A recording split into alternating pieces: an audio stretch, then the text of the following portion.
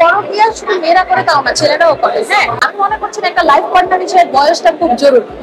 আগে মানুষটা ডিভোর্স দিতে ভয় পেত, আর ডিভোর্সটা এখন দিতে সবাই, যেহেতু জগৎটা আমরা এগিয়ে যাচ্ছি, কেয়ারিংটা খুব ইম্পর্টেন্ট। হ্যাঁ, এখন একটা অল্প বয়স্ক ছেলে হয়তো ওই কেয়ারিংটা দিতে পারছে না দেখে সে বয়স্ক ছেলেকে চয়েস করছে। আমি মনে করছি একটা লাইফ পার্টনার হিসেবে বয়সটা খুব জরুরি। তো এখন সে যদি একজন বড় মানুষকে পছন্দ করে, করতেই পারে। বাপ হিসাবে আসলে বিষয়টা না, বাপ হিসাবে যদি আমি ওই চোখে দেখি তাহলে তো আমি তাকে পছন্দই করতে পারবো না। সে আমার অবশ্যই বয়ফ্রেন্ড বা হাজবেন্ড হিসাবে আমি তাকে দেখবো।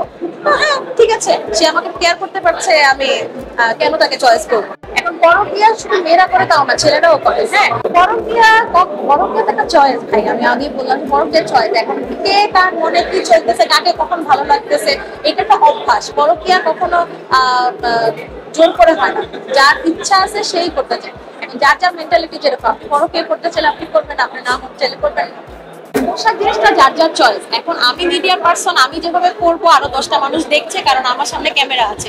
বাইরের মানুষও করে। এখন পোশাকটা যার যার চয়েস অনুযায়ী সে করবে। এটা স্বাধীনতা যদি নাই দিতে পারলো, তাহলে তো আর বাংলাদেশকে স্বাধীন বাংলাদেশ বলা যায় না। ডিভোর্সের সংখ্যা বেড়েছে।